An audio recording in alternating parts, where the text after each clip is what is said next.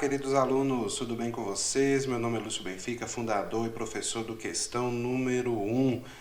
Um prazer ter vocês aqui para essa videoaula, onde nós estaremos corrigindo aí esse simulado para a prova da CPA 10. Primeiramente eu quero dizer que é um prazer ter você aqui comigo, é um prazer de certa forma poder estar ajudando, contribuindo de certa forma para a sua formação e para a sua aprovação, tá? Você então resolveu as questões, recebeu no seu e-mail as questões. Espero que você tenha feito todas. Se teve alguma que você não conseguiu fazer, não tem problema, esse vídeo é justamente para isso. Nós vamos estar corrigindo as questões, estar aí tentando tirar dúvidas, né? Tirar as dúvidas de vocês, e mesmo assim, depois do vídeo, se ainda ficar alguma dúvida, eu vou estar deixando o e-mail aí para você também poder estar mandando suas dúvidas por e-mail, que a gente vai estar respondendo, vai estar tentando aí ajudar, ok? Eu dividi o vídeo em dois, né? Então nesse primeiro vídeo a gente vai estar corrigindo aí das questões de número 1 até número 25 e depois da número 26 até a número 50, tá? Isso aí é para poder facilitar, para o vídeo também não ficar tão grande, não ficar tão cansativo e ficar mais fácil também de organizar, e caso você quiser depois voltar em alguma questão específica, também poder estar facilitando, tá bom? Então, sem mais delongas, vamos começar. Deixa eu só pegar aqui o meu pincel.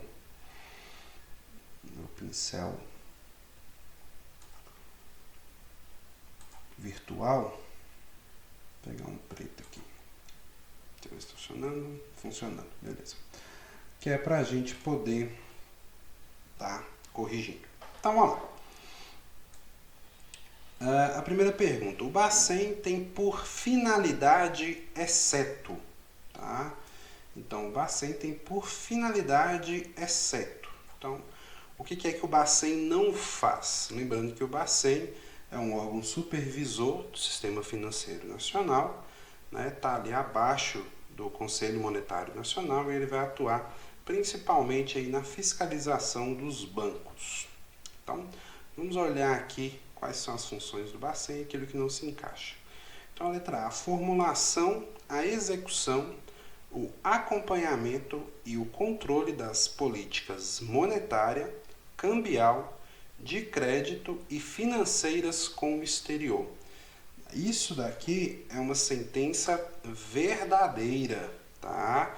Então, isso é verdadeiro. O Bacen, além de ser, né, uma instituição, um órgão, uma autarquia normativa,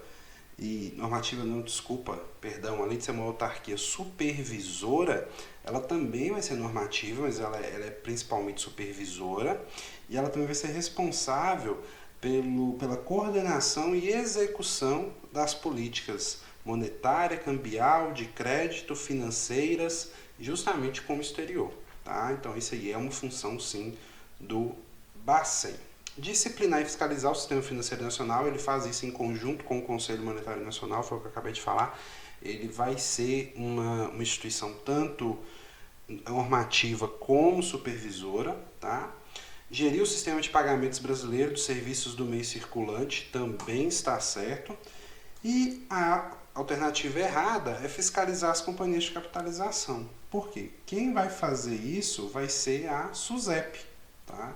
Então, a SUSEP, ela é quem vai estar fiscalizando as companhias de capitalização, né? Além disso, a SUSEP também vai estar fiscalizando as seguradoras, resseguradoras e também os planos de previdência aberto, tá? São as funções da SUSEP. Então, aqui na questão número 1, o Bacen ele não tem por finalidade fiscalizar as companhias de capitalização, porque quem faz isso é a SUSEP, não é o Bacen, tá? Próxima questão, então. Faço aqui, pronto. Vamos lá. São exemplos que compõem os ativos no balanço patrimonial. Então tá. Então, o que é o balanço patrimonial, né? Balanço patrimonial nada mais é do que eu coloco de um lado os meus ativos de um lado, e do outro lado eu coloco os meus passivos, certo? Então eu vou colocar todos os bens que eu tenho, não só bens, como também direitos, investimentos e títulos e produtos que eu tenho que possuam valor, eu vou colocar aqui no campo de ativos, e nos passivos eu vou colocar todas as minhas dívidas e todas as minhas obrigações, certo? É igual um balanço patrimonial de uma empresa, não é assim que funciona? Então aqui também vai ser a mesma coisa. Então, dentre esses, quais, né, que vão possuir aí, quais que vão ter, quais que vão compor os ativos no balanço? Então vamos ver aqui quais que compõem, quais que não compõem. Saldo em conta corrente, ok, sim, compõe o ativo, porque ele vai ser um direito, é uma quantia que eu tenho lá disponível, tá, que eu posso sacar. Veículo, ok, também, porque eu posso vender o veículo. Joias e imóveis, ok, mesma coisa. Então são bens, né? Os ativos vão compor lá os bens e direitos. Saldo em conta corrente, veículo, joias, imóveis, tudo isso aqui compõe o ativo. Então, essa aqui é a alternativa certa. Vamos ver aqui nas outras alternativas, né? Por que está errado. Receitas, ok, também é ativo, imóvel ativo, prestação a pagar. Isso é um passivo, porque aqui é uma obrigação. Financiamento de imóveis também é um passivo. E a letra D vai estar errada porque não são só apenas aplicações financeiras e receitas. Um carro, uma joia, um imóvel que eu tenho, ele também vai entrar nos ativos, tá? Então, na número 2, a resposta certa é a letra A. Vamos lá. Próxima questão. Questão número 3. Essa questão, geralmente o pessoal costuma travar nessa questão, mas vocês vão ver que é uma coisa muito simples, tá? Vamos lá. Ó, me acompanha aí.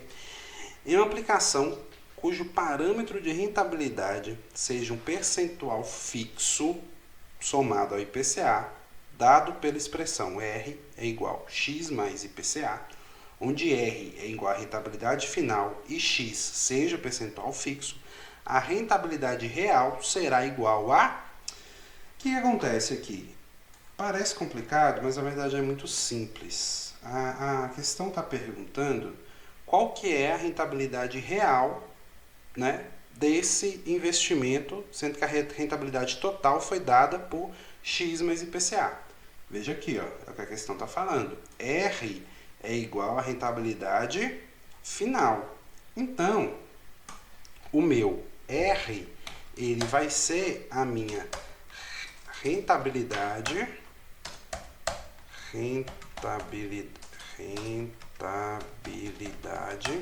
nominal, tá? Nominal. R é minha rentabilidade nominal. Por quê? É a soma de tudo que eu ganhei. X mais IPCA. E a questão está me perguntando qual que é a minha rentabilidade real. Qual que vai ser a minha rentabilidade real? Vamos lembrar lá o seguinte. Vamos lembrar que rentabilidade real é igual a rentabilidade nominal, né? Excluindo o quê? Inflação. Então eu tenho que tirar a inflação, eu tiro a inflação, o efeito inflacionário da rentabilidade nominal e eu chego na rentabilidade real, certo? Essa que é a fórmula. E aí, o que eu tenho aqui? Veja bem, minha rentabilidade real é R, certo? Não, minha rentabilidade nominal é R. Então, ou seja, minha rentabilidade nominal é igual a RX mais IPCA. Essa é a minha rentabilidade nominal, que é tudo que eu ganhei. Eu tenho que excluir o quê? Eu tenho que tirar a inflação, certo? Eu preciso tirar a inflação para chegar na rentabilidade real. Então, sabendo disso, matemática básica, mais IPCA menos IPCA, corta e corta, o que que sobra? Sobra o X. Então, o X vai ser a minha rentabilidade real. Isso aqui vocês vão ver muito, por exemplo, numa NTNB, tá? Nossa, ficou horrível isso aqui. Mas por quê? Qual que é a rentabilidade de uma NTNB, né? Que é um título público federal? A rentabilidade da NTNB, ela é dada justamente por um percentual fixo, então a NTNB, ela vai ser igual a um percentual fixo, por exemplo, 2%, mais IPCA. Então, se o IPCA der 4%, a minha rentabilidade total vai ser de 6%, que vai ser os 2% mais o que deu o IPCA. Se o IPCA no ano foi igual a 4, então 2 mais 4 igual a 6. Mas qual que foi a minha rentabilidade real, de fato? Eu tenho que tirar os 4 do IPCA, porque por mais que eu tenha ganhado esses 4 aqui, eu de certa forma perdi por causa do efeito inflacionário. Então a minha rentabilidade real acaba sendo 2. Tá? Então assim, questão parece complicada, mas na verdade bem simples, é só manter a calma e ler e entender o que a questão tá pedindo, certo? Vamos passar para a próxima então, vamos lá. Questão número 4, essa é fácil. O fundo aberto é aquele em que, né? Então qual que é o fundo aberto? O cotista necessita esperar o encerramento do fundo para reaver o dinheiro investido? Não é isso. Nada a ver, tá? Na verdade, o fundo aberto, ele é como se fosse aqui, ó, um lugar e está aberto. Então, se você está no fundo, você pode sair a qualquer momento. Você pode deixar ele a qualquer momento, tá? Você não precisa esperar o término do fundo para você poder tá saindo. O cotista necessita vender as suas cotas no mercado secundário, caso queira se desfazer delas? Não, ele não precisa vender. Ele pode sair a hora que ele quiser. O cotista pode resgatar as suas cotas a qualquer momento, certo? Alternativa certa, essa daqui. Letra C. O cotista pode migrar suas cotas para outro fundo de investimento? Não, isso aqui também nada a ver, isso aqui é besteira. Resposta certa vai ser a letra D. Ok? Questão número 5. Os sistemas e câmeras de liquidação e custódia, as clearing houses, são responsáveis por, né? Então, as clearing houses, as câmeras, né, de liquidação e custódia. Então, atualmente, nós vamos ter duas que são as principais. A gente vai ter a Selic, que é o Sistema Especial de Liquidação e Custódia, que vai fazer a guarda dos títulos públicos, tá? Então, dos títulos públicos. E a gente vai ter a Clearing B3. A gente vai ter a Clearing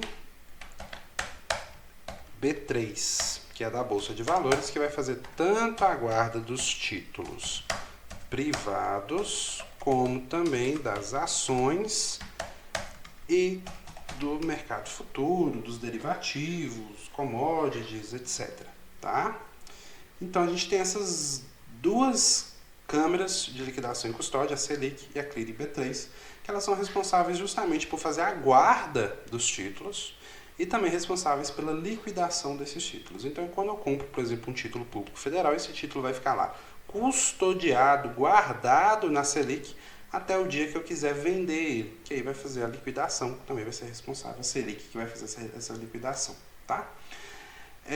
Então, elas são responsáveis por assegurar que os titulares de ativos financeiros tenham um valor mínimo garantido no momento de sua venda? Não, elas não garantem isso, tá? Facilitar as transações de títulos e valores imobiliários? Com certeza. Facilitar as transações de títulos e valores imobiliários. Por quê? É muito mais fácil, né, com esse sistema informatizado, de eu poder estar vendendo e ter a certeza de que quando eu quiser vender meu título, ele vai estar lá disponível para venda, certo? Não é nada manual, totalmente informatizado. Então, justamente para facilitar essa transação, garantir mais segurança, mais agilidade no processo também, né? É para isso que os sistemas de câmeras de liquidação e custódia, as clearing houses, que elas existem.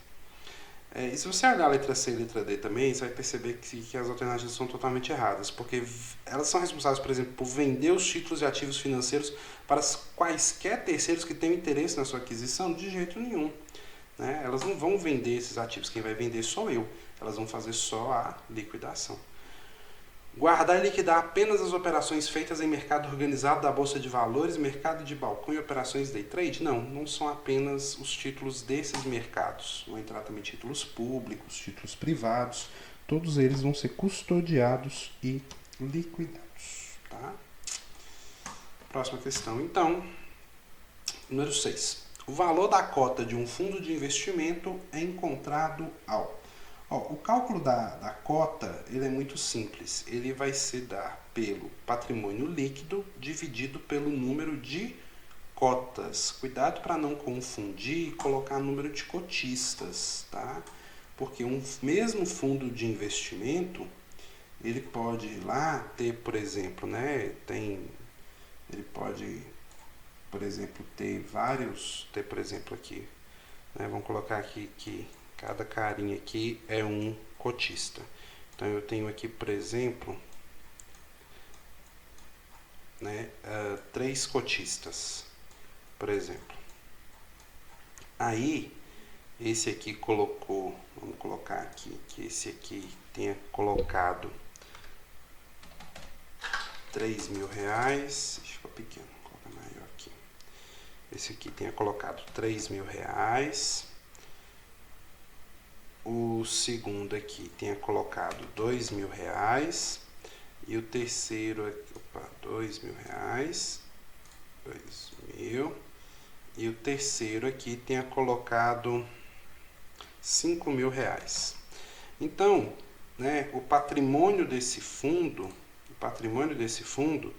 é de R$10.000. É o patrimônio desse fundo, R$10.000. O que acontece? Só que vamos supor que esse fundo ele tenha emitido 10.000 cotas também, tá? Ele tem R$10.000 de patrimônio e ele emitiu 10.000 cotas. O que acontece? Cada cota vai valer R$1. Eu vou pegar o patrimônio líquido do fundo, lógico que vai ter que descontar as despesas aqui, mas vamos imaginar que as despesas sejam zero. Então, o que acontece? O fundo, ele tem 10.000 de patrimônio líquido e eu vou dividir pelo número de cotas, não o número de cotistas. Cotistas eu tenho apenas 3. Cotas eu vou ter 10.000. Então, patrimônio líquido do fundo pelo número de cotas, tá? Eu não vou multiplicar, não vou subtrair, nada disso. Bom, um cliente poderá fazer uma aplicação em desacordo com o seu perfil quando, né?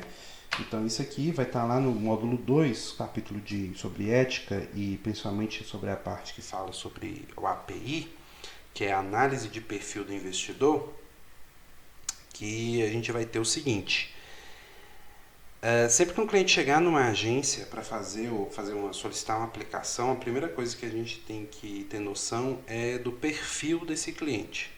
Saber se esse cara é um cara conservador, se ele é arrojado, se ele é agressivo, qual que é o perfil, né? Por exemplo, qual que é a propensão que ele tem para risco, o horizonte de tempo desse cliente. E todas essas informações você vai buscar aplicando o API. Aqui está falando de um cliente que ele está querendo fazer uma aplicação que está em desacordo com o seu perfil. Então, por exemplo, o cliente chegou na agência, você aplicou, fez o API e o perfil dele deu conservador. Só que daí ele quer aplicar em ações. E ações é um investimento de alto risco, é um investimento voltado para o público mais agressivo, para o público de perfil mais tolerante ao risco. E esse cara é conservador, mas ainda assim ele quer porque quer aplicar em ações. Então, quando que ele pode fazer isso, né? O que acontece? Assim que ele desejar, sempre que o cliente desejar, ele pode fazer isso? Não, tá? Emitir declaração expressa eximindo-se de qualquer perda decorrente da aplicação. Olha só, veja bem, ele está indo fazer uma aplicação fora, em desacordo com o seu perfil. E ele ainda vai ter que se eximir de qualquer perda? Muito pelo contrário. Muito pelo contrário, se ele for chegar na agência para fazer essa aplicação, o gerente vai ter que justamente informar para ele dos riscos que ele está correndo em fazer uma aplicação em desacordo com o seu perfil. E, na verdade, quem vai se eximir de qualquer perda é a instituição, é o banco, não é o cliente. Não é ele que vai ter que se eximir da culpa, não, porque ele está fazendo uma coisa em desacordo, ele está fazendo uma coisa fora do recomendado, tá? Letra B. Emitir declaração expressa de que ele está ciente quanto à ausência, desatualização ou inadequação de seu perfil. Então, o cliente ele pode fazer a aplicação, ele pode chegar lá e aplicar num fundo de ações, por exemplo, né, desde que ele assine o que a gente chama de termo de ciência de risco. O cliente está ciente que aquela aplicação não é a mais indicada para o seu perfil, tá bom? Próxima questão, então, questão número 8. Percentual máximo que um fundo de ações pode investir em títulos de renda fixa. Aí toma cuidado que isso aqui é uma pegadinha, tá? O que ocorre? Um fundo de ações, o máximo que ele pode, o mínimo, aliás, que ele deve investir, né, ele tem um percentual mínimo para ser considerado, considerado como um fundo de ações. O mínimo é 67% do patrimônio líquido em ações. Então, se um fundo quiser ser de ações, ele precisa de pelo menos 67% do patrimônio líquido dele investido em ações. Só que está perguntando aqui qual que é o percentual. Ó, veja bem, tá me perguntando qual que é o percentual máximo. Qual que é o máximo que ele pode investir em ações, investir em renda fixa? É isso que a questão está me perguntando. Veja bem, se o mínimo que ele tem que investir é 67% em ações, para ele ser um fundo de ações, para ele ser classificado como fundo de ações, ele tem que investir no mínimo 67% em ações. Então, quanto que vai sobrar para ele investir em renda fixa, ou em ouro, ou em câmbio, ou em qualquer outra coisa? 33%. É isso que sobra, tá? Então, a resposta correta vai ser a letra A. 33% é o percentual máximo que um fundo de ações pode investir em títulos de renda fixa, porque justamente os outros 67% obrigatoriamente tem que estar investido em ações, porque senão ele não será um fundo de ações. Se ele investir 66%, ele já não é um fundo de ações mais, né? Vamos supor que ele invista 66% em ações e 34% em renda fixa. Ele vai ser um fundo multimercado. Ok? Próxima questão, questão número 9.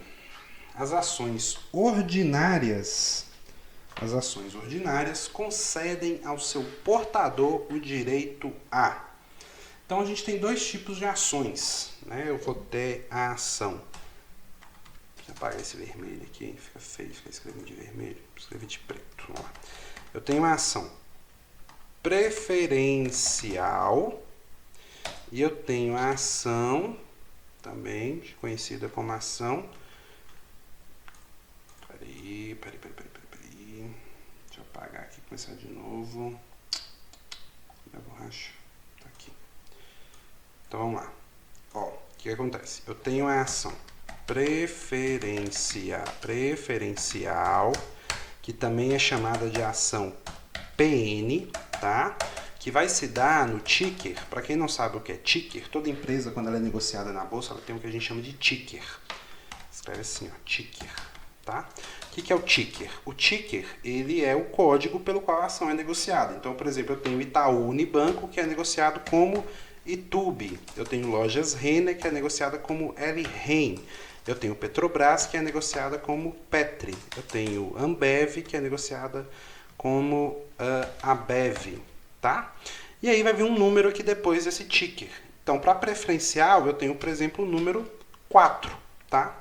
Então, toda vez que você vê uma ação seguida do número 4, é porque essa ação é uma ação preferencial. E eu tenho também a ação ordinária, tá? Sua ordinária, que é também a chamada de ação 1, tá? Que aí vai ser o seguinte, o ticker da ação 1 é seguido pelo número 3. Então, na bolsa, por exemplo, Ambev, agora eu não lembro direito ao certo se ela é novo mercado, se ela vai ter só ação ordinária. Mas eu tenho, por exemplo, Itaú, que eu tenho os dois casos. Eu tenho ITUB 4 e eu tenho ITUB 3. Então eu tenho, por exemplo, ação preferencial e tenho ação ordinária. A ação ordinária, você vai associar esse nome, ó, ordinária, com assembleia ordinária, né? É uma coisa que tem ordem, que tem tempo para acontecer. E por que assembleia? Por que associar com assembleia?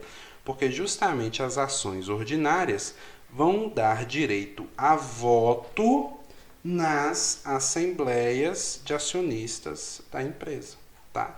Então, por isso que ela chama ordinária, porque está associado à assembleia ordinária, que é onde justamente ocorre a votação para deliberar sobre os assuntos da empresa. E a ação ordinária, ela vai me dar direito a votar. Enquanto que a ação preferencial me dá preferência. Preferência no quê? Preferência no recebimento de dividendos. Isso aqui é uma característica da ação preferencial, tá? Mas aqui está perguntando da ordinária, então a letra A está errado. Correta a letra B. Próxima questão, então, questão número 10. Durante a cobrança antecipada do imposto de renda, em um fundo de investimento de renda fixa, o cotista observará. Então, aqui, a questão está perguntando, está falando sobre a cobrança antecipada, né, do imposto de renda em um fundo de investimento. Cobrança antecipada em fundo de investimento recebe o nome de come-cotas, tá? Não tem essa coisa aqui não, assim, come-cotas. E o que é o come-cotas? Nada mais é do que um imposto que você paga antecipadamente no último dia útil dos meses de maio e de novembro e que vai ocorrer sobre os fundos de renda fixa, fundo multimercado e fundo cambial. Fundo de ações não tem come-cotas.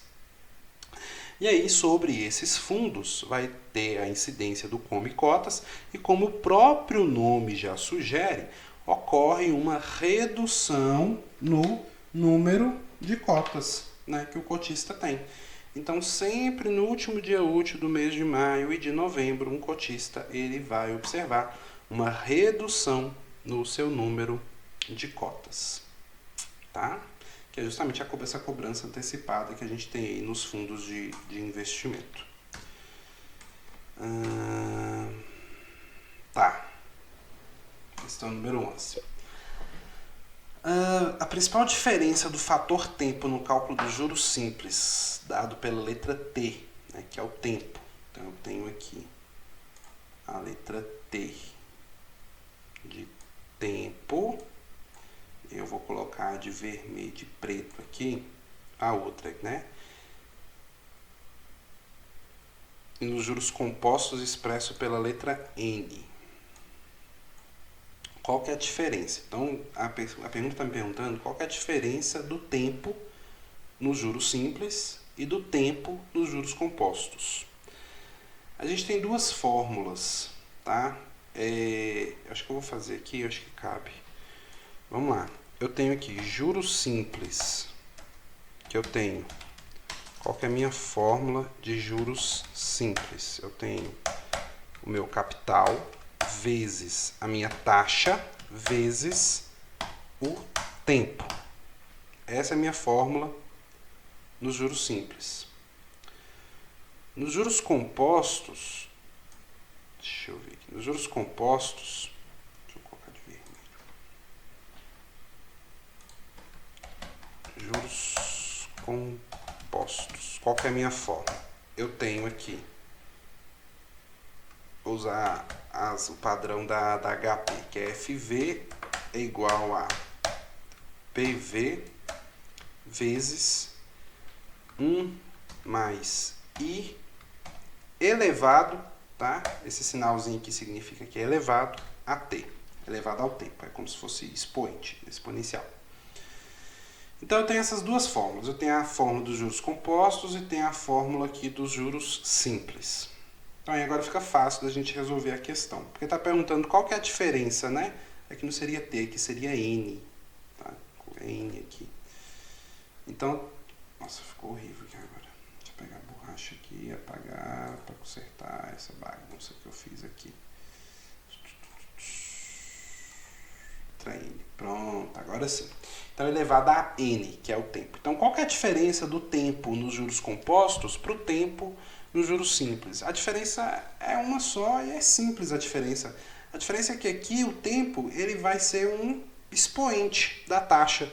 E aqui o tempo ele vai multiplicar pela taxa.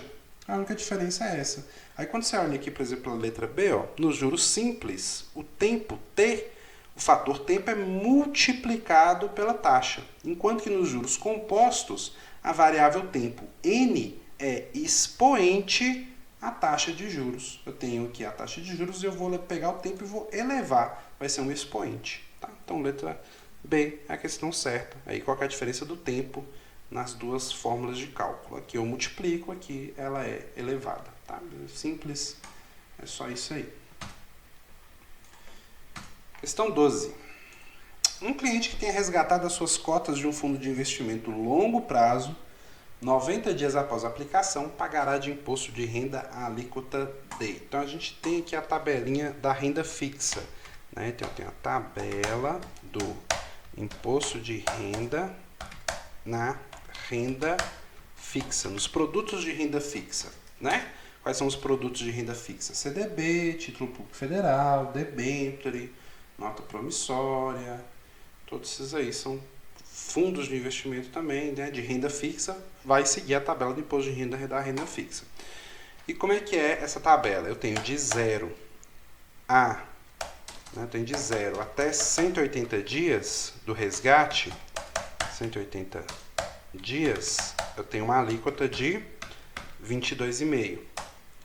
De 181 até 360 dias, eu tenho uma alíquota de 20%. 20%. De 361 até 720 dias, eu tenho uma alíquota de 17,5%. E, por fim, quando o resgate ele ultrapassa os 721 dias, a partir de 721 dias até infinito, aí eu vou ter uma alíquota de 15%. Então, essa é a minha tabela da renda fixa, tá? Então, por exemplo, fiz um CDB, aí resgatei com 200 dias, eu vou pagar de imposto de renda 20%. E aqui está falando que esse resgate ocorreu, e veja bem, que isso aqui é importante, ó, porque foi resgate, tá? Foi resgate. Porque a gente está falando de fundo de investimento. E no fundo de investimento, como eu falei agora há pouco, ocorre a cobrança antecipada do imposto de renda, tá? Então vamos lá, vamos com calma que a gente vai entender a diferença aí. Ó. No resgate, eu vou seguir a tabela do imposto de renda, porque é renda fixa, tá? Se fosse, por exemplo, um fundo de investimento de ações, um fundo de investimento de renda variável, é 15%, independentemente do prazo, é 15%. Se fosse um fundo de investimento de renda variável, 15%. A gente está falando aqui de um fundo de investimento de renda fixa, tá? Para 90 dias após o cliente tem resgatado suas cotas de fundo de investimento longo prazo, 90 dias após a aplicação. tá? Ele é longo prazo, então, portanto, é renda fixa. O que acontece? Como está falando de resgate, e esse resgate foi 90 dias, então, como é resgate, eu vou jogar nessa tabela. 90 dias está aqui. Então, 22,5. Então, a gente já tem a resposta aqui certa, que vai ser a letra B, 22,5. Se fosse, por exemplo, 190 dias, aí seria aqui 20%, enfim. Agora, como é fundo de investimento, toma cuidado, porque se tivesse falado, por exemplo, assim, um cliente que tenha paga o imposto de renda antecipado num fundo de investimento longo prazo. Se está falando de imposto de renda antecipado, está falando do Come Cotas. E aí, por ser longo prazo, aí a alíquota seria 15%. Porque eu tenho dois tipos. Eu tenho fundo de investimento longo prazo, que a alíquota do Come Cotas vai ser igual a 15%. E eu tenho o fundo de investimento curto prazo, que a alíquota do Come Cotas vai ser de 20%, tá? Então eu tenho os dois casos aqui. Agora, isso aqui é apenas para cobrança antecipada do imposto de renda. No resgate, segue a tabelinha, tá? Entendido? Questão número 13. Durante um IPO, né, que IPO nada mais é do que o Initial Public Offer, oferta pública inicial, o preço indicativo de uma ação está entre R$10 e R$16. Um investidor envia uma ordem a mercado. Tá, então ele mandou uma ordem a mercado no IPO, chegou lá o comunicado que estava tendo o IPO de determinada empresa, se ele queria participar, ele falou que queria e mandou uma ordem a mercado para a sua corretora. Sabendo que não houve rateio, que o investidor recebeu a totalidade das ações solicitadas, ele irá as adquirir pelo preço. Então, o que acontece? Sempre que eu vou comprar uma ação, eu tenho lá a opção de definir, de mandar para a corretora o quanto que eu quero pagar por essa ação. Qual o valor que eu quero pagar? Como vocês sabem, a ação, o valor dela, ele é muito volátil, né? Isso aí, quando o mercado está aberto mesmo, muda constantemente, muda de minuto em minuto. Eu diria até que de segundo em segundo o valor da ação pode mudar, pode subir, pode cair. Então, para você definir o preço que você vai pagar, você tem lá algumas opções. Você tem, por exemplo, lá as duas mais comuns, as duas mais utilizadas é limitada, que é a ordem limitada, que é quando você estipula um valor. Você estipula, por exemplo, eu quero pagar R$16 por essa ação. Então tá limitado, tá fixo, é aquele valor. Eu não vou pagar mais do que R$16 para comprar essa ação. Só que não é o caso aqui. Ele colocou uma ordem a mercado. E na ordem a mercado, você paga o valor que a ação está valendo. É o valor que o mercado está cotando aquela ação, né? Aquele papel. Então, não vai ser o preço que ele indicou no momento da compra, simplesmente porque ele não indicou preço nenhum. Simplesmente porque ele falou que pagaria o preço de mercado. Não vai ser também o preço menor entre todos os ofertados pelos investidores. Por quê? Porque vai ser o valor médio e não o valor menor, tá? Vai ser o valor que está cotada a ação. Também não vai ser o valor máximo. Então vai ser o valor de lançamento das ações, que é justamente lá o valor em que ela foi definida depois que faz o block build e tal, e aí sai o valor que a ação vai sendo bem negociada, e aí ele vai pagar esse preço pela ação. Questão 14, então. O investidor realizou ao longo de um mês, em dias diferentes, 3 vendas de ações que possuía em sua carteira. Os valores foram de 8 mil, 10 mil e 5 mil. Ele obteve lucro em todas as operações e não fez mais nenhuma compra ou venda nesse mesmo mês. Sabendo que se trata de um investidor pessoa física, pode-se afirmar quanto ao imposto de renda que... Então tá perguntando aqui de imposto de renda sobre ações. O que acontece? A primeira coisa que eu quero falar para vocês é sobre a regrinha para se ter isenção do imposto de renda quando eu invisto em ações. São 3 coisas que eu preciso ter. Então eu vou colocar aqui, ó. Quais são? Eu preciso de três critérios. Primeiro dele, tem que ser uma operação normal, tá? Então não pode ser day trade. Eu não posso ter feito a compra e a venda da ação no mesmo dia. Porque se eu comprar e vender no mesmo dia, eu vou estar, não vai ser uma operação normal, vai ser day trade, tá? E aqui não é o caso porque ele fez ao longo do mês em dias diferentes. Ó, a própria questão aqui, o próprio enunciado já fala que foi em dias diferentes. Então, ele cumpriu aqui o primeiro critério para se ter isenção do imposto de renda. O primeiro critério, ele cumpriu. O segundo critério, a segunda regra que precisa para se ter isenção é a seguinte: tem que ser pessoa física, tá? Então tem que ser pessoa física. Pessoa jurídica não tem essa isenção do imposto de renda. E ele também cumpriu esse critério, porque a questão aqui também fala que ele é pessoa física. Então ele também cumpriu aqui a segunda necessidade, que era ser pessoa física. E a terceiro critério para se ter isenção do imposto de renda quando se investe em ações é o valor de alienação,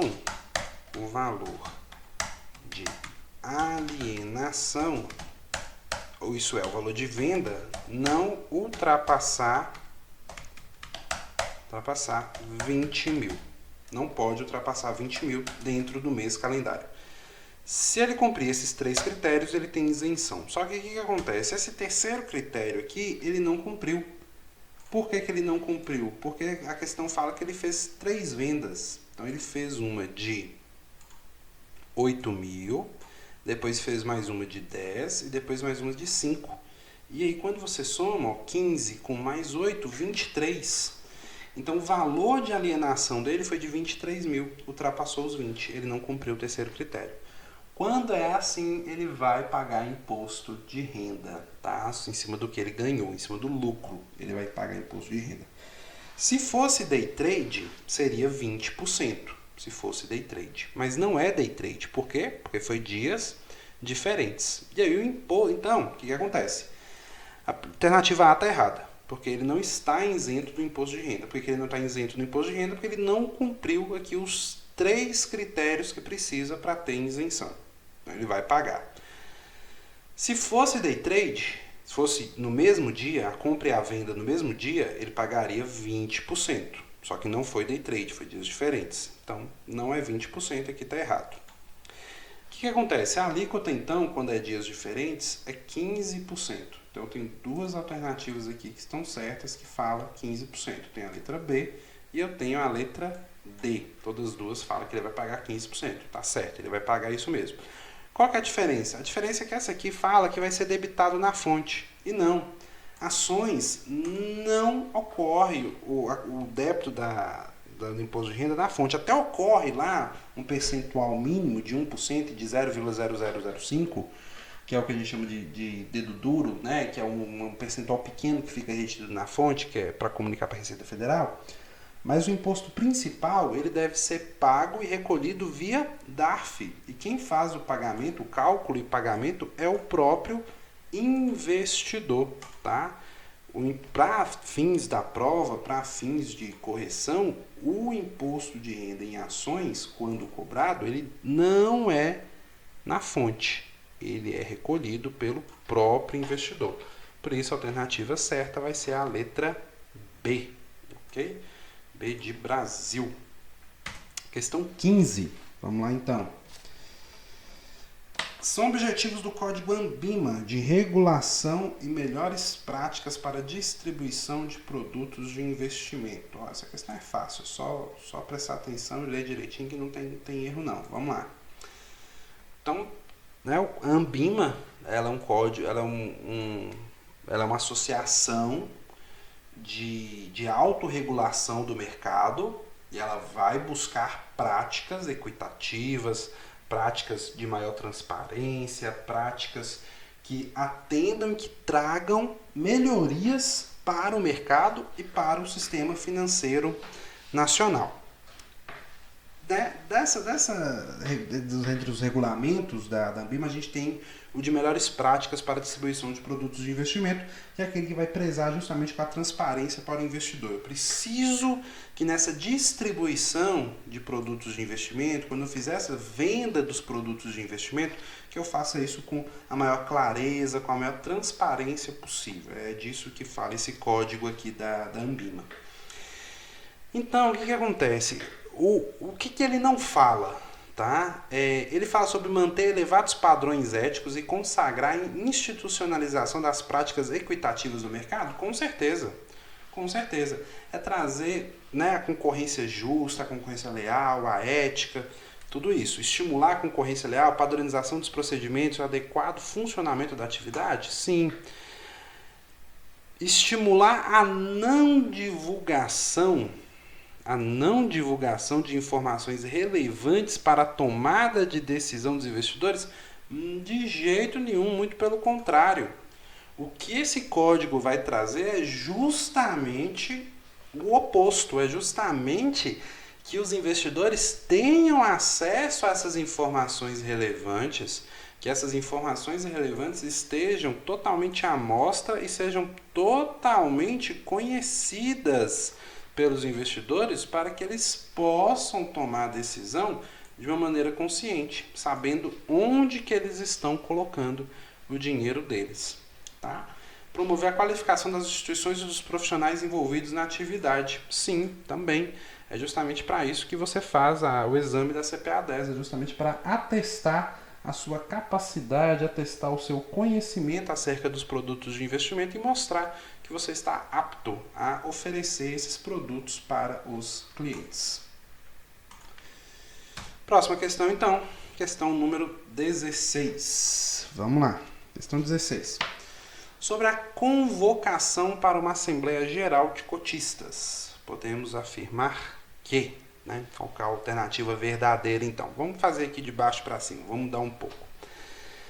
A letra D fala o seguinte: a deliberação sobre os resultados contábeis do fundo não pode ser feita em Assembleia Geral. É exatamente o contrário. O fundo, né, o fundo de investimento, ele vai ter lá o exercício anual e depois ele vai ter que mostrar isso para os cotistas. Afinal, os cotistas é que são os donos verdadeiros do fundo, né? Qual foi esse resultado, o que o fundo entregou, o que o fundo, né, o que entrou, o que saiu, gastou dinheiro com o que, tudo isso. E essa deliberação sobre os resultados contábeis, ela deve obrigatoriamente ser feita em Assembleia Geral. E aqui está falando que ela não pode ser feita em Assembleia Geral, então isso é uma tremenda de uma mentira, porque ela obrigatoriamente tem que ser feita em Assembleia Geral. Qualquer cotista de um fundo de investimento pode convocar a qualquer tempo uma Assembleia Geral? Não. Para um cotista convocar uma assembleia, ele precisa deter pelo menos 5%, tá? Então o cotista ele tem que ter pelo menos 5% das cotas do fundo para ele poder fazer isso aí. Se ele não tiver isso, ele não pode convocar a assembleia não. A convocação para a Assembleia Geral deve ser feita com antecedência mínima de 20 dias. Não, está errado. Deve ser feita com antecedência mínima de 10 dias, ok? Então, o mínimo que a gente tem que ter aqui, que os cotistas têm que ser avisados, é o mínimo de 10 dias e não 20 dias. A convocação deve expressamente enumerar na ordem do dia todas as matérias a serem deliberadas pelos cotistas, tá certo?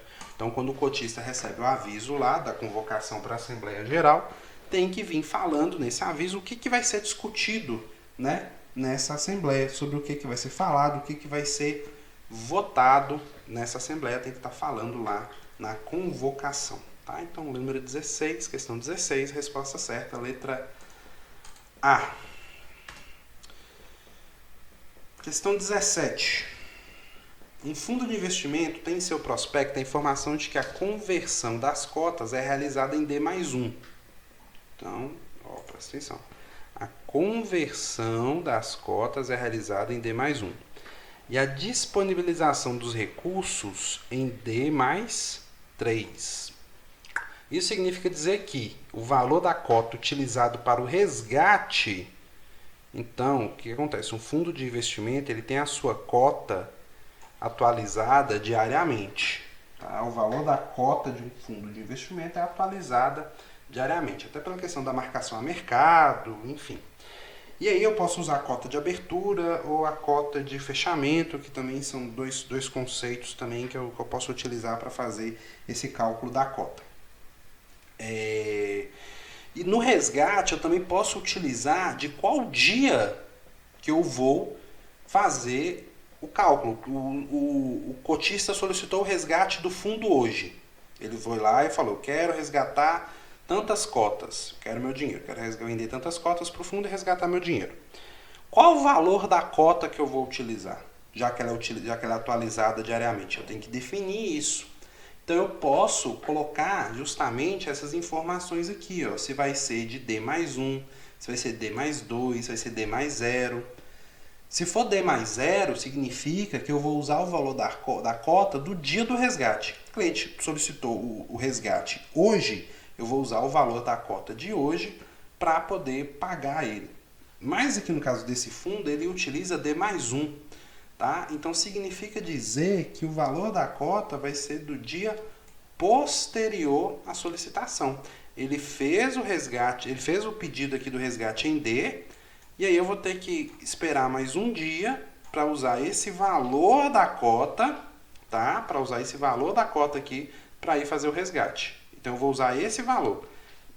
Eu pego o dia que ele resgatou, que ele solicitou o resgate, espero mais um dia, pego esse valor. Então, se a cota lá nesse dia estava valendo R$100, é R$100 que eu vou pagar para ele por cota. E aí o dinheiro vai cair na conta dele, ó, a disponibilização dos recursos em D+3. Aí sim, vai pegar o dia que ele solicitou. Então, por exemplo, se ele solicitou, por exemplo, na segunda, aí vai passar. Segunda foi o dia, então vem terça, quarta, quinta. Quinta-feira, o dinheiro, os R$100 cai na conta corrente dele, tá? Na quinta-feira. E, por exemplo, na terça, esse aqui é o valor da terça-feira, que é o ele solicitou na segunda, mais um na terça, aí foi o dia, a cota tá na terça-feira estava valendo R$100, então é R$100 que foi usado como valor da cota. Tá? Resposta certa, então, vai ser a letra D.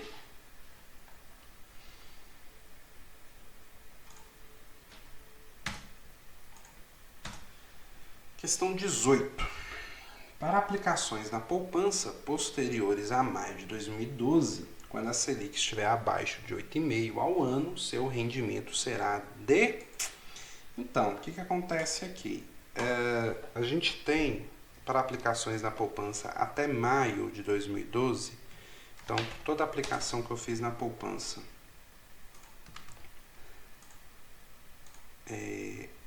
aqui, até maio de 2012, eu tenho uma remuneração que é assim até hoje de 0,5%, mais TR. Essa é a remuneração. Para aplicações posterior a essa data, ou seja, posterior a maio de 2012, aí vai variar conforme a Selic, tá? Vai variar conforme a Selic. Se a Selic for maior do que 8,5% ao ano, então o Copom foi lá e definiu que a Selic estava, por exemplo, em 9%. A minha remuneração será de 0,5%, tá? Não é 0,5%, mas TR. Isso aí tá lá no código do Bacen, tá lá na resolução Bacen. Eu vou deixar no vídeo aí mostrando a resolução Bacen que fala sobre isso. Não é 0,5% mais TR, é 0,5% só. E se a Selic tiver abaixo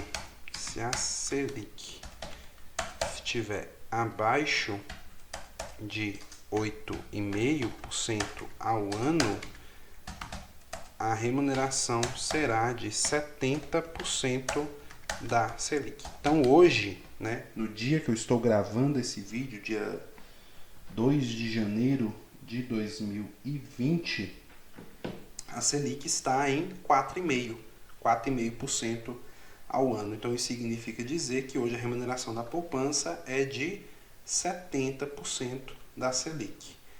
Mas aí não é 70% do CDI, não vai ser 70% também da Selic aqui, porque ela está abaixo, né, de 8,5%. Quando a Selic estiver abaixo de 8,5%, então tá certo, vai ser isso aqui. Mas deixa eu apagar aqui. Ela está abaixo de 8,5%, então abaixo de 8,5%, 70% da Selic. Vai ser letra B, a resposta correta. 0,5% aqui seria se ela fosse acima, tá? Se ela fosse acima de 8,5%. E 0,5% mais TR é quando ela foi para aplicações até maio de 2012. Tá? Então, resposta certa aí, letra B. 19. Sobre os certificados de depósito bancário. Né? O certificado de depósito bancário nada mais é do que o CDB. É o CDB que os bancos comercializam. O CDB. Todo banco usa para captação de recursos. Possui uma data de vencimento no qual os recursos aplicados são resgatados automaticamente. Correto? Isso aqui está certo, tá? Então, já adiantando aí, é a resposta correta. Sempre que você faz um CDB, ele vai ter uma data de vencimento e nessa data, automaticamente, os recursos vão ser resgatados. E se você quiser manter o CDB aplicado, tem que reaplicar. Tem que fazer um novo investimento. Agora, o prazo máximo para sua emissão é de até 5 anos? Não. O CDB pode ser emitido com mais tempo. 10 anos, enfim. Tá? Pode ser emitido com mais tempo. Não tem prazo máximo para o CDB, não. Seu prazo mínimo é de 30 dias? Não, também não. O CDB não tem prazo mínimo. Pode ser de 1 dia, pode ser de 5 dias. CDBs não podem contar com liquidez diária, de acordo com a instrução do Bacen. Essa instrução não existe. O CDB pode sim contar com liquidez diária. Tá? A resposta certa aqui é possui uma data de vencimento no qual os recursos aplicados são resgatados automaticamente. Questão número 20. Sobre os materiais técnicos dos produtos de investimento. É correto afirmar que deve ser entregue ao investidor quando esse o solicitar ou para investimentos de grandes quantias. A gente entra de novo naquela questão da ética, né? O material técnico de um produto de investimento ele vai trazer todas as informações e vai trazer informações que são essenciais para o investidor. Então ele jamais deve ser entregue só quando o cliente solicitar. Tá? Ou muito menos se for só em relação a grandes quantias. Ele deve ser entregue sempre. Tá? Então essa alternativa aqui está errada. Caso faça referência à simulação de rentabilidade, informar que as mesas são baseadas em informações obtidas através de simulações e os resultados reais não podem, olha só, não podem sofrer grandes variações. Veja só que uma palavrinha muda tudo. Tá? Esse não aqui, ó, ele invalidou a alternativa. Por quê? Se tiver alguma simulação de rentabilidade, tem que informar que aquilo é simplesmente uma simulação. E que o real, né, a rentabilidade real, a rentabilidade que realmente ele vai ganhar, ela pode sofrer uma grande variação, pode ser totalmente diferente. Eu posso pegar um fundo e fazer um baking test, fazer um stress test, pegar o VaR, validar e fazer um monte de coisa e chegar num parâmetro, tirar a média, calcular tudo que você pensar e chegar num valor de rentabilidade e depois ser um valor totalmente diferente. Tá? E isso tem que ser informado para o investidor, isso tem que ficar muito claro para o investidor que o valor, que aquilo ali é simplesmente uma simulação. E aqui o que a alternativa está falando é que os resultados reais não podem sofrer grandes variações, é exatamente o contrário. Pode sim sofrer grandes variações. Letra C. Devem conter com destaque, caso faça referência a alguma rentabilidade obtida no passado, que a mesma não é garantia de rentabilidade futura. Correto, perfeito. Rentabilidade passada não é garantia de rentabilidade futura. Por mais que um fundo ou que um ativo tenha performado muito bem durante os anos, não significa ou não é nenhuma garantia de que ele vá continuar fazendo isso. E muito menos deve ser oferecido, né, como garantia rentabilidade passada. Caso seja um produto que não conte com a garantia do FGC, tal informação deverá constar no material em nota de rodapé. Não deve constar em nota de rodapé. Isso aqui deve estar em destaque, tá? Não só que não conta com garantia do FGC, como que não conta, às vezes, com garantia nenhuma, igual os fundos de investimento, que não tem nenhum tipo de garantia, nem por parte do administrador, nem por parte da instituição, não conta com garantia nenhuma. Isso deve estar em destaque, não em nota de rodapé. Então, alternativa correta, alternativa letra C. Questão 21. São características do risco de liquidez. Então, o risco de liquidez, veja bem, como a própria palavra já faz, né? Fala de liquidez. Liquidez é o quê? Você ter facilidade em converter um ativo em dinheiro, tá? Então, por exemplo, eu tenho vários ativos ou títulos, né? Qual que é a diferença? Ativo, lembra daquela questão que nós resolvemos lá sobre o balanço patrimonial dos ativos? Então, um carro é um ativo, um imóvel é um ativo, ouro, joias. Quando você pensa na facilidade que você tem ou não de converter esses ativos em dinheiro, você está falando de liquidez. Ouro é algo que eu tenho extrema facilidade de converter em dinheiro. Se eu tenho uma joia de ouro, se eu tenho até uma barra de ouro, eu tenho facilidade em converter aquilo ali em dinheiro. Então, o ouro tem liquidez, né? E carro tem uma certa liquidez, vai depender do carro, tal. Se eu tenho, por exemplo, um dinheiro no banco, qual que é a facilidade que eu tenho de resgatar esse dinheiro? Certo? É isso que eu tenho que pensar. Se eu tenho, por exemplo, lá uma ação, eu tenho um título, eu tenho uma debênture, um CDB, o meu dinheiro está na poupança, enfim. Se eu precisar desse dinheiro hoje, se eu precisar ir lá no banco e resgatar esse título que eu tenho, tá? Se eu tenho um CDB, eu tenho um título. Qual que é a facilidade que eu tenho de converter esse título, de converter esse CDB em dinheiro? Se eu tenho muita facilidade para fazer isso, se eu consigo fazer isso fácil, então significa que eu tenho liquidez. Se eu não consigo, se eu tenho dificuldade em converter esse ativo em dinheiro, então significa que eu não tenho liquidez. Essa é a diferença, essa é a questão da liquidez, tá? E quando a gente pega um ativo que claramente é muito usado na prova como falta de liquidez, são os imóveis. Porque eu tenho, por exemplo, um terreno, e esse terreno vale 2 milhões. Mas qual que é a facilidade que eu tenho de converter esse terreno em dinheiro? De converter vender esse terreno e colocar os 2 milhões no meu bolso. Eu não tenho tanta facilidade assim. Não é tão fácil achar pessoas com 2 milhões e que estejam interessadas no meu dinheiro. Primeiro que já é muito difícil achar alguém que tenha 2 milhões. Assim. Segundo, que é muito difícil que essa pessoa que tenha 2 milhões esteja realmente interessada em comprar o meu terreno, tá? Então, o risco de liquidez ele vai estar diretamente associado com a falta de compradores no mercado para aquele ativo ou título, tá? Isso é o risco de liquidez. É quando eu não tenho pessoas para comprar o meu ativo, para comprar o meu título, eu não consigo resgatar, eu não consigo transformar o meu ativo ou o meu título em dinheiro. A letra B aqui, descumprimento das normas legais vigentes, ela vai falar sobre o risco legal. É o risco legal, quando eu não cumpro alguma norma e eu vou poder sofrer alguma sanção por causa disso. Então a gente está falando de risco legal aqui. Não recebimento do valor devido ao término da aplicação financeira, então, ou seja, eu fiz uma aplicação no CDB, ele tinha um vencimento de 1 ano. Aí chegou ao término da aplicação, passou esse 1 ano. E eu não recebi o valor, então é risco de crédito, é o risco relacionado a calote, a crediário, que eu fui lá e não recebi meu dinheiro de volta. E oscilação no preço dos ativos é risco de mercado, tá? Só para mostrar a diferença aí.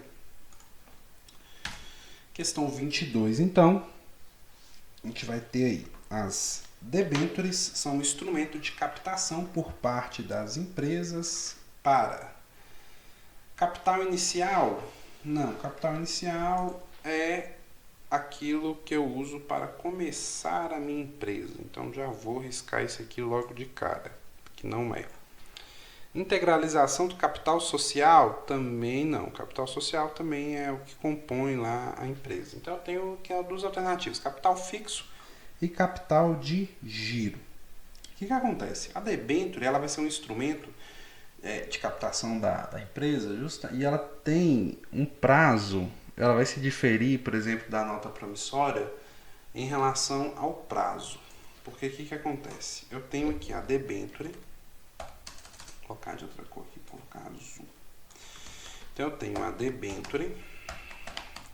E a debênture, ela tem um prazo mínimo, tá? Ela não tem prazo máximo. Eu posso emitir uma debênture com até 10, 20 anos, 30 anos. Ela não tem prazo máximo. Mas ela tem um prazo mínimo. E esse prazo mínimo dela é de 360 dias. No mínimo. No mínimo. Enquanto que a nota promissória, que é um outro tipo de instrumento também utilizado pelas empresas para captação de recursos, a nota promissória ela vai ter 360 dias como prazo máximo, tá? E ainda assim para SA aberta, porque a SA fechada só vai poder emitir nota promissória com até 180 dias de prazo máximo. Então, o prazo máximo de uma nota promissória é 360 dias, enquanto que uma debênture esse é o prazo mínimo.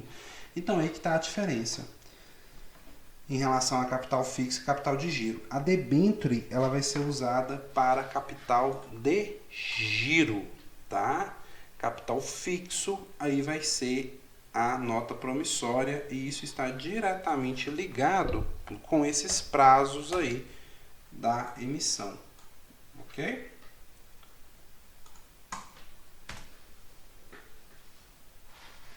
Questão 23. Determinado cliente vai até uma agência onde deseja fazer uma aplicação em um CDB. A fim de cumprir o processo de suitability, a instituição deverá, como primeira medida. O processo de suitability, ele nada mais é do que tudo aquilo que você faz, que a instituição faz, desde o momento que o cliente chega na agência até o momento da aplicação, para adequar o produto de investimento, a oferta do produto de investimento ao perfil do investidor. Oferecer o produto certo para o cliente certo. E aí vai ter várias coisas que as instituições, os profissionais envolvidos têm que observar. Desde a aplicação do API até a recomendação do investimento, como que ela deve ser feita, a classificação dos produtos. Então, se o banco lá tem vários produtos de investimento, ele tem que classificar esses produtos conforme o risco, né? Esse produto é para cliente conservador, esse produto pode ser oferecido para cliente com perfil agressivo, esse aqui pode ser oferecido para quem tem um perfil mais arrojado, tem que fazer essa distinção. Então, tudo isso junto vai ser o meu processo de suitability. E a fim de cumprir o primeiro passo, a primeira medida, antes de qualquer coisa, é a aplicação do API, tá? Eu sempre costumo dizer em aula o seguinte: se você não chega numa farmácia e pede para o farmacêutico o melhor remédio, você não chega e fala assim, me dá o melhor remédio que você tem. Você vai ter diferentes remédios para diferentes dores, para diferentes doenças. E se você fizer isso, muito provavelmente o farmacêutico vai te perguntar o que você está sentindo. Você quer um remédio para quê? Você quer um remédio para dor de cabeça? Você quer um remédio para enjoo? Você quer um remédio para febre? Qual o motivo de você estar querendo esse remédio? O que você quer com esse remédio? Quais são os seus objetivos com esse remédio? Vamos dizer assim, de certa forma. E a mesma coisa acontece nos investimentos. Porque eu vou ter diferentes investimentos que vão atender diferentes necessidades. Às vezes a pessoa vai ter uma necessidade de liquidez muito grande. Mesmo o cara sendo arrojado, ele pode ter uma necessidade muito grande de liquidez. E aí talvez eu vou ter que olhar isso também na hora de oferecer um produto para ele. Então, antes de qualquer coisa, antes de qualquer recomendação, a primeira coisa que eu preciso saber é qual que é o perfil desse cliente, tá? Então, a gente tem aqui, ó, montar um portfólio diversificado para o cliente com produtos que atuem em diferentes mercados expostos a diferentes níveis de risco. A diversificação é importante, mas às vezes o cliente não quer diversificação, até às vezes porque o valor que ele tem, o montante disponível que ele tem para aplicar é limitado. Então a diversificação para ele às vezes é até impossível de ser feito, até irrisória, tá? Muito menos eu vou montar um portfólio sem saber qual que é o perfil desse cliente, então já está errado. Coletar informações suficientes para que com elas seja possível estabelecer um perfil de investidor e o produto de investimento mais adequado. É exatamente isso aqui. Quando você vai no médico, o médico, antes dele te receitar qualquer remédio ou qualquer diagnóstico ou mesmo receitar qualquer tratamento, ele vai te perguntar os seus sintomas, ele vai perguntar o que você tem, por quanto tempo que você está sentindo, qual que é a intensidade, né? Se você vai perguntar também outras coisas que estão não diretamente ligadas, mas se você faz uso de algum medicamento controlado, se você tem algum histórico na família. Então ele vai levantar várias informações para só aí ele definir qual remédio que você deve tomar e por quanto tempo você deve tomar. E o trabalho de recomendação de investimento é muito parecido, porque você deve primeiramente levantar essas informações para depois dar um diagnóstico, para depois mostrar para o cliente qual que é o produto mais indicado para ele. Tá? Classificar o perfil do investidor com base no seu histórico? Não é com base no histórico, até porque o perfil muda. Então eu não posso classificar com base no histórico por diversos motivos. O cliente ele podia ter feito aí aplicações em desconformidade com o seu perfil, ele pode ter feito aplicações aí depois o perfil dele ter mudado. Então o histórico ele é até importante para saber o grau de conhecimento que esse cliente tem. Poxa, em quais mercados que você já aplicou? Mas só isso, eu tenho que sempre observar e respeitar o perfil do cliente. Classificar os produtos de investimento que possui para que possa ofertar aquele pelo qual o cliente mais se interessar. Não vou oferecer aquilo que o cliente mais interessar, eu vou oferecer aquilo que estiver mais adequado ao seu perfil. Tá? Vamos seguir, questão 24. Dos ativos abaixo, quais não possuem limite de concentração para um fundo de investimento? Então, aqui, essa questão, ela também parece ser bem complicada, mas na verdade também é uma questão bem simples, tá?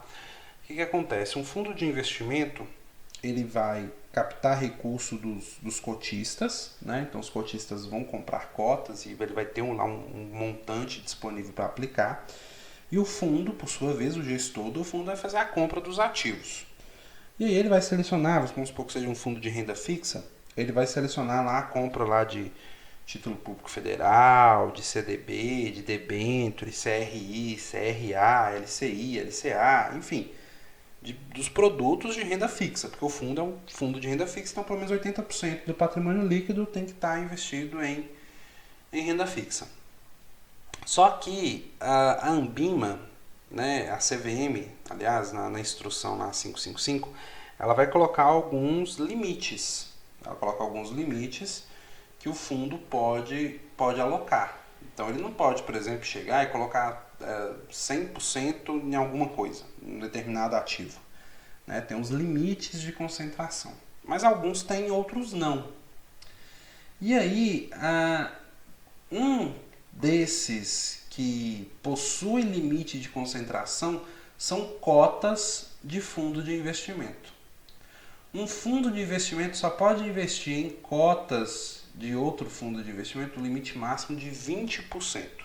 A não ser que ele seja um fundo de investimento em cotas, que ele seja um FIC, que ele seja isso aqui, ó, que ele seja esse FIC aqui. Esse FIC, fundo de investimento em cotas, ele pode investir, ele compra cotas de outro fundo de investimento. Ele pode investir até 95% do patrimônio líquido dele em cotas de outro fundo.